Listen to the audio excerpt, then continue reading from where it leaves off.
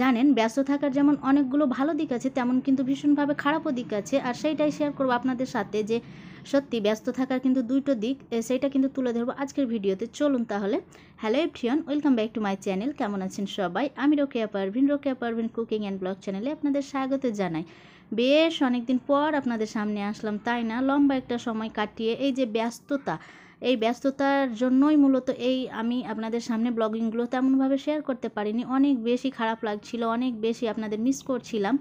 যাকগে, তবুও ভিডিও শ্যুটটা তো বেশ অনেক দিন আগেকার করা, কিন্তু আর এই তো ব্যস্ততার জন্যই কিন্তু আর আমি ভয়েস ওভারগুলো করে এডিটিং কমপ্লিট হয়ে গিয়েছিল মোটামুটিভাবে, কিন্তু ভয়েস ওভার আর কোনোভাবেই করতে পারছিলাম না এই ব্যস্ততার কারণে। তো আজকে ফাইনালি অনেক ব্যস্ততা কাটিয়ে আমি সেই সময় বার করে ভয়েস ওভারটা করে ভাবলাম আপনাদের সাথে আজকে কমসে কম ভিডিওটা পাবলিশ করতেই হবে, না করলে নয়। যার জন্য অনেক সব কাজকে সাইডে রেখে, ব্যস্ততাকে একদমই সাইডে রেখে আজকে কিন্তু সেই ভিডিওটা নিয়ে এসেছি। ব্যস্ত থাকলে কি হয় বলুন তো? আপনি কাজের মাঝে থাকবেন, আপনার যে বাড়তি যে টেনশন বা হেডেক সেগুলো কিন্তু আপনার মাথা ব্যথায় আসবে না। যেমন কোনো রকমভাবে কষ্ট পাওয়া বা কোনো রকম কোনো কিছু প্রেশার, সেই জিনিসটা থেকে আপনি মুক্ত পাবেন যে আপনি যদি কাজের মাঝে ব্যস্ত থাকেন।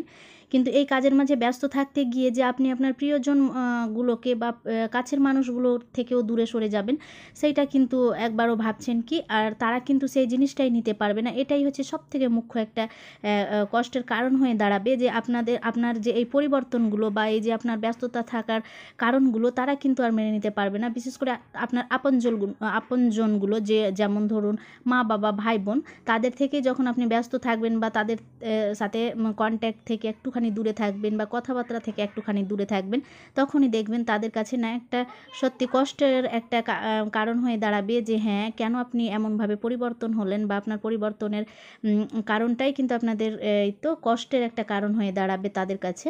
তো এই জন্যই বললাম যে যেমন ভালো দিক আছে, হ্যাঁ অবশ্যই তো ভালো দিক আছে, বললামই তো। আপনি ব্যস্ত থাকবেন তো দেখবেন যে আপনার কিন্তু অনেক প্রেশার থেকে আপনি মুক্ত পাবেন। কাজের মাঝে থাকা মানে কি একটা ভালো একটা দিক, কিন্তু এই যে এই দিক থেকে আবারও কিন্তু একটুখানি খারাপ।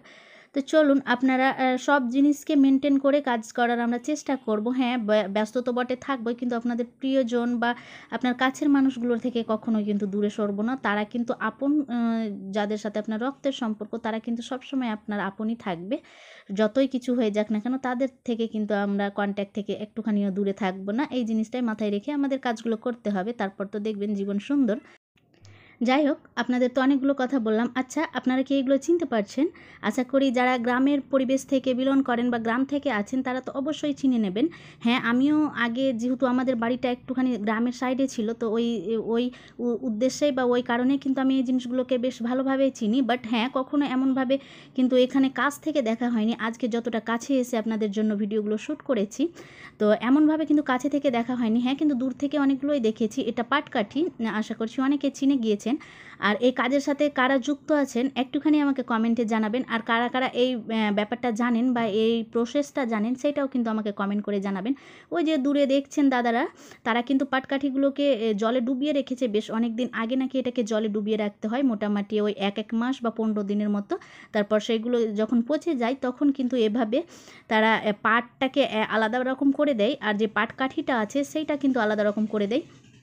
আমি দাদাদের জিজ্ঞাসা করলাম যে আপনাদের কি পরিমাণে ওনারা দেন, যে আপনারা এই কাজগুলো করছেন। তো ওনারা যেটা বললেন যে না, শুধু পাটটা ওনারা নিয়ে নেন, যে মালিক পক্ষ সে কিন্তু নিয়ে নেন, আর পাট কাঠি যেটা, সেইটা কিন্তু জ্বালানির কাজের জন্য তাদের দিয়ে দেন, মানে যারা কাজ করে দেন আর কি তাদেরকে। তো দেখছেন কতগুলো পাট শুকাচ্ছে, পাটগুলোই কিন্তু মালিক পক্ষরা নিয়ে নেবেন। আর যেগুলো পাট কাঠিগুলো দেখছেন না জমা, আর যে পালার মতো করা রয়েছে, সেইগুলো কিন্তু যারা পাট কাঠি ছোড়াচ্ছেন তারাই কিন্তু নিয়ে নেবেন। দেখছেন দেখতে কত না সুন্দর, সত্যি দেখতে মাশাআল্লাহ যতটাই সুন্দর, এর গন্ধটা কিন্তু একদমই বিশ্রী সত্যি, কিন্তু পুরো এলাকা জুড়ে কিন্তু গন্ধ ছড়িয়ে দেয়, যেটা আমি একদমই সহ্য করতে পারি না, একদমই খুবই বাজে লাগে। তবুও তো আমি আপনাদের জন্য শুধুমাত্র ভিডিও করতে গিয়েছিলাম, আর ওয়েদারটাও বেশ ভীষণভাবে সুন্দর ছিল। চলুন, এবার আমাদের পাটকাঠি আপনাদের তো দেখা হয়ে গেল, এবার আমরা আসি। এটা যেটা দেখছেন, এটা আমার বড় আব্বুদের বাড়ি, আর এটা যেটা দেখছেন, এটা হচ্ছে আমার আব্বুর বাড়ি। আর এখন আমার আব্বু আর আমার ছেলে যাচ্ছে সেই মোড় যাচ্ছে, মানে একটু মার্কেটের দিকে কিছু একটু নিয়ে আসার জন্য। আর এই তো সেই আমার বাবার বাড়ির বাইরের ভিউটা একটু আপনাদের সাথে শেয়ার করলাম। আমার তো ভীষণ ভালো লাগে। বাড়ির সামনে একটা বড় দেখে আম গাছ, 2টা ছিল জানেন, একটা কিন্তু কেটে ফেলা হয়েছে আর একটা এখনও রয়েছে। বেশ ভালো লাগে কিন্তু ঠান্ডার দিনে রোদ্রু না আসলেও কিন্তু গরমের দিনে ভীষণ একটা ঠান্ডা আমরা আবহাওয়া পাই। তো চলুন, এখানে আম্মা কিন্তু আমাদের আজকে খিচুড়ি রান্না করেছে। আর এই তো আব্বু, আমার ছেলে, সবাই মিলে ওরা নানু নাতি যেহেতু গিয়েছিল বললাম না মোড়ের দিকে মার্কেটের ওই সাইডে, তো ওখান থেকে কিন্তু পুরি তরকারি নিয়ে এসছে আর ওরা কিন্তু খেয়ে নিচ্ছে। ওইটা আমার মাসির মেয়ে আমাদের বাড়ি ঘুরতে এসছে, তো ওরা সবাই মিলে ওই পুরিগুলো খেয়ে নিচ্ছিল, আমরা ওইদিকে খেয়ে নিচ্ছিলাম। আর এখন একটু দুপুরের দিকে দেখুন না কি পরিমাণে কিন্তু বৃষ্টি হয়েছে। বৃষ্টিটা তো বেশ অনেক দিন থেকে আলহামদুলিল্লাহ কমেছে, আর আজকে না আবারও হঠাৎ করে বেশ কয়েকদিন পরে বৃষ্টি দেখলাম। বেশ ভালোই লাগছিল দুপুর সময়টা। কন্টিনিউয়াস বৃষ্টি না হলেও কিন্তু অল্প সময়ের জন্য একদমই ঝুম বৃষ্টি হয়েছিল, আর যার জন্য কিন্তু আমার আম্মাদের সেই সাজনার গাছের ডালটা পুরোটাই ভেঙে গিয়েছে, মানে অর্ধেক হয়ে গিয়েছে আর কি।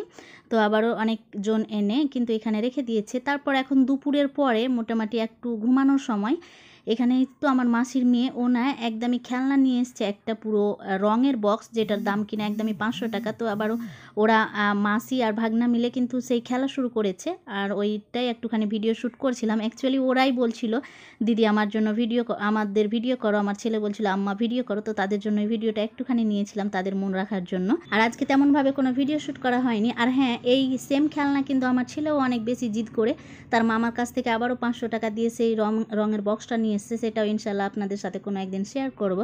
তো চলুন তাহলে আজকের ভিডিও এরকমভাবে একটুখানি ছন্ন ছাড়া হলো। তো আবারও নেক্সট কোনো ভিডিওতে আপনাদের সামনে আসবো ইনশাল্লাহ। ততক্ষণের জন্য সবাই ভালো থাকুন, সুস্থ থাকুন। আল্লাহ হাফিজ, আসসালামু আলাইকুম।